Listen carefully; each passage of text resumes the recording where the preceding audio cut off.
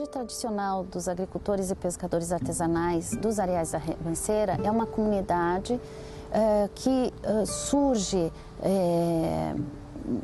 nessa perspectiva no sentido de reivindicar ao Estado brasileiro o reconhecimento da sua particularidade cultural, da sua identidade, mas também surge como expressão de um processo histórico de luta, de mobilização em torno do reconhecimento do uso que essa comunidade fez, um uso histórico, de terras a partir de um sistema de uso comum, né, do qual algumas pesquisas históricas já têm sinalizado que esse uso dessas áreas de terra e dessa região se remetem ao século XVII, século XVIII, e que até o presente momento é uma região de que esse sistema de produção, de cultivo da mandioca é algo que permanece ao longo de um processo histórico, né? Então, nesse projeto, né, da pesquisa que a gente participou e realizou na comunidade, se tem como proposta o projeto Nova Cartografia Social dos Povos e Comunidades. Essa proposta vem demonstrar a presença histórica dessa comunidade, o modo de ser, de fazer, a forma como essa própria comunidade interpreta o meio ambiente, né? Se relaciona com algo que é muito específico e muito precioso naquele lugar, que é as malhas de Butiá, né? Chamado por eles de boqueirão, nessa região aqui, por exemplo, toda pontuada em verde, né, no mapa. A forma como essa comunidade se apropria do lugar com roças de mandioca, a questão dos engenhos também, como a produção, né, de farinha, as formas, indicando uma forma de organização dessas famílias na produção de mandioca, em toda essa extensão aqui que vem do arroio até a área da ribanceira de cima, né, mostra pra gente também que essa comunidade tem uma presença forte na região do Porto, com a questão da pesca, da coleta de berbigão, da pesca do camarão, né? Conta pra gente quanto essa comunidade já nos anos 70 vem de forma a produzir, né, esforços de mobilização para resistir a esses projetos que chegam impactando o seu modo de vida, impactando os lugares, né, que tradicionalmente eles utilizavam para acessar os recursos naturais e do qual a comunidade mesmo demarcou com esses X em vermelho aqui, né, mostrando aqui o fechamento de áreas de uso comum, o impedimento dessa circulação e dessas passagens no lugar, né? Questão de expulsão, mostra a questão de produção de artesanato com palhas de butiá, fontes de lavadeiras, né, com água marcada com pocinhos de água. Pontos de vigias de pesca também são demarcados e identificados nesse mapa, assim como também esses grandes empreendimentos que aqui estão marcados pelo número 2, né, que é o quaternário, a área da antiga Codisc, né, esse 3 aqui, a área de privatizada pela zona de processamento e exportação, coladinho a BR-101, né? Então essas áreas aqui, eles estão dizendo, olha, esses projetos chegaram e quando eles chegam, eles também nos expropriam, também são áreas que nós não podemos mais acessar para fazer aquilo que historicamente nós sempre fizemos, que é o plantio de mandioca. Então esses projetos vem chegando e vem impactando a forma de ser e de viver dessa comunidade tradicional que está aqui há mais de um século. Isso tudo também contribui, ou digamos assim, faz parte desse contexto histórico de ofensiva contra a própria comunidade, né? Então, que a gente chama, né, hoje desse processo digamos, de criminalização ou de repressão, né, mesmo contra aquele grupo de famílias. Isso porque aquela área é extremamente visada, principalmente pelo capital especulativo imobiliário, tá? Então, a Acorde e os Areais da Ribanceira estão situados numa área bastante estratégica para o capital. Por quê? Está próximo, muito próximo do porto de Imbituba, está muito próximo da BR-101, está muito próxima da zona de processamento e exportação e está muito próxima da região litorânea. Então isso envolve, digamos assim, vários elementos importantes para o desenvolvimento de algumas atividades comerciais ou industriais, né? Enfim, todas as especulações que hoje têm contribuído para amedrontar e assediar os agricultores a saírem daquele local.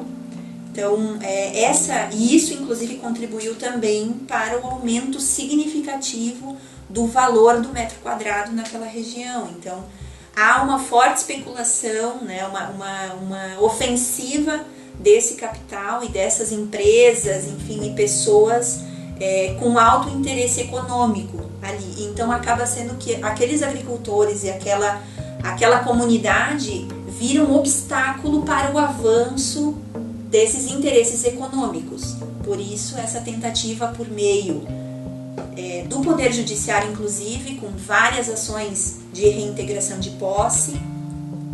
E também, em 2010, aconteceu um processo também mais efetivo, né, de enfrentamento, que foi a decretação da prisão de algumas pessoas que estavam discutindo os problemas daquela comunidade naquele momento.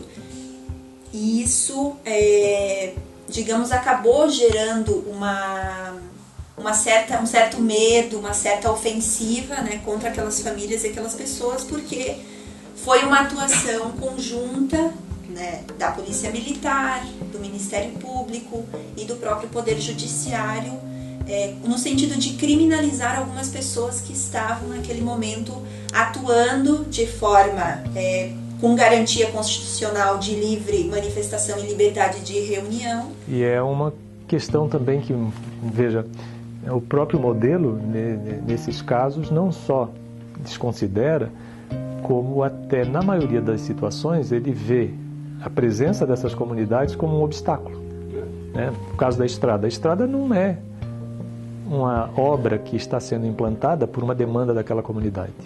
Ela vai atender interesses de outros grupos. Ela precisa passar por ali. Então essa comunidade, ela é um problema. Então isso se repete quando tem que construir uma estrada, quando tem que construir uma hidrelétrica, né? Então o próprio conflito lá com Belo Monte. Comunidades inteiras são desalojadas porque outros setores da sociedade que estão distantes de lá, que não tem nenhuma dinâmica com a própria vida daquelas pessoas, impõem uma necessidade de produção de energia. E aí a lógica prevalente, né, dos tomadores de decisão, ela sempre tende a ser balizada por esses outros interesses e não das comunidades locais. E aí elas, no máximo, são vistas como obstáculos que precisam ser transpostos. Essa é a lógica prevalente. Os areais da Ribanceira, ele vem de um processo intenso de acirramento de conflitos, né, relacionados a projetos ditos de desenvolvimento do Estado, que querem transformar essas áreas de uso comum em áreas de implementação de negócios, de empresas, né, de relações de outros produtos, do capitalismo, né, do qual a comunidade não é totalmente favorável. Uma das problemáticas que está envolvida nos areais da Ribanceira é estabelecer exatamente um histórico que, no direito, né, nos processos administrativos, a gente chama de cadeia dominial. Essa cadeia dominial é um histórico, então, de todos os proprietários e possuidores que, digamos, tanto considerados oficiais, o que está registrado em cartório, né, ou que passaram, enfim, tiveram algum contato de posse ou de propriedade naquela área. Se encontram bastante problemas nos registros cartorários, porque há sobreposição de matrículas e quando vai se tentar estabelecer essa cadeia dominial para chegar exatamente àquela área, inclusive o que seria de domínio, de posse daqueles agricultores, não é possível construir um mapa exato daquela área, porque as matrículas se sobrepõem ou então em algum momento elas desaparecem, né, daqueles registros históricos, principalmente os registros cartorários. Essa dificuldade de entender ou de construir uma cadeia dominial correta, aí a gente se depara com essas dificuldades de buscar uma alternativa judicial, né, no âmbito, provocar o poder judiciário para garantir o direito de permanência daquela comunidade. Então esse é um dos entraves que tem se encontrado atualmente. O grande problema que hoje a comunidade enfrenta, né, e que é um problema também geral, é o problema de regularização fundiária, né? Então a própria demanda por reforma agrária é uma demanda histórica, né, que o país tem e que está na essência da maioria desses conflitos. Falar em comunidade tradicional, ela também surge, esse termo surge, essa forma de se ver, de se auto-reconhecer a partir de um contexto brasileiro em que se permitiu, né, a partir da legislação brasileira, o decreto 6.040, que diz respeito à política de desenvolvimento sustentável para as comunidades tradicionais, do contexto de aprovação da Convenção 69 no Brasil, que desde 2002 o Brasil é signatário, tanto ele assinou um termo dizendo que é válido essa convenção internacional no Brasil, e essa convenção diz o quê? Que é direito, né? Reconhece o direito às populações, aos povos tribais, a autoidentificação a partir da sua consciência cultural, da sua própria identidade.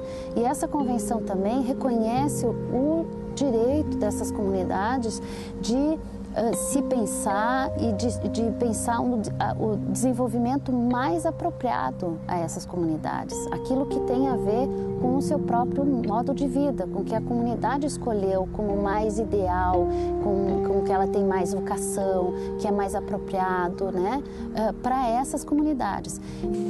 Uma das alternativas que foi vista, então, no âmbito administrativo, né, foi através de um processo administrativo no Instituto Nacional de Colonização e Reforma Agrária, o INCRA, aqui de Santa Catarina, que atualmente está tramitando um processo de reconhecimento como uma comunidade tradicional. Isso porque os agricultores e aquelas famílias se veem nesse processo histórico, né, de relação com a natureza, de relação com a terra e de relação com os seus próprios pares, né, se veem então nesse processo histórico de construção de uma identidade dessa relação territorial, digamos assim, essa relação com o território, que envolve a terra, envolve a cultura, envolve a relação social, enfim, envolve a geografia daquele ambiente, né? Então, atualmente esse processo ele está tramitando no INCRA e nesse momento está se construindo então um laudo antropológico. Então esse laudo antropológico ele tem que levar em consideração todos os elementos que estão envolvidos naquele território, os elementos culturais, os elementos geográficos, os elementos históricos, elementos econômicos, enfim. Ele é um laudo bastante complexo, mas que há uma esperança bastante grande em relação a esse processo administrativo, porque a partir do momento que esse processo administrativo resultar num possível reconhecimento como comunidade tradicional, o efeito dele é bastante importante para aquela comunidade, porque ela vai passar a ter uma proteção constitucional, ou seja, assim como são as comunidades quilombolas e indígenas, que passam a ter esse reconhecimento constitucional e então, digamos, ele se sobrepõe em relação aos interesses particulares. É isso que o Estado brasileiro deve fazer, deve proteger, garantir esses direitos a essa comunidade. E o que a gente tem visto é que isso, diante dos projetos ditos de desenvolvimento econômico, eles são recebidos e são interpretados por esses mesmos agentes como invasores, como pessoas que estão atrapalhando o desenvolvimento, um estorvo, né? E é justamente o contrário que esse tipo de trabalho e esse registro vem mostrar para a gente. Esse processo administrativo ele tem uma importância significativa para a comunidade e está se, digamos assim, tentando dar os devidos encaminhamentos até para que quando sair a conclusão desse processo já não tenha se perdido muitas famílias, né? Então isso também é importante para que o Estado efetivamente dê uma resposta adequada para essa comunidade tradicional.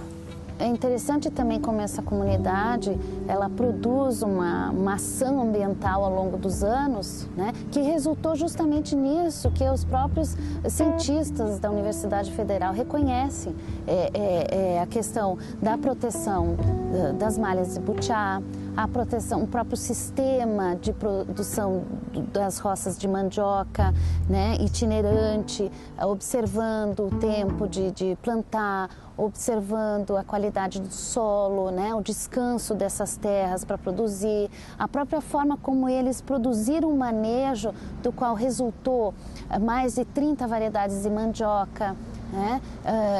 Mais não sei quantas variedades de ervas medicinais que hoje eles detêm, conhecem, fruto dessa relação com esse lugar, com esse meio ambiente. Então, o que tem ali e a riqueza que se tem nesse lugar, ele não nasce por si, ele nasce justamente de um processo histórico que foi acumulado ao longo das gerações por essas famílias que, na atualidade, estão organizadas e mobilizadas politicamente, socialmente, para reivindicar ao Estado brasileiro o reconhecimento desse valor que eles detêm por esses conhecimentos, pelo esse uso da terra, por essa conservação do meio ambiente daquela região. Foi justamente esse processo histórico, esse manejo, essa relação que possibilitou que hoje a gente tenha essa paisagem tão particular e tão valiosa aqui. Então, é isso que o Estado brasileiro deve fazer.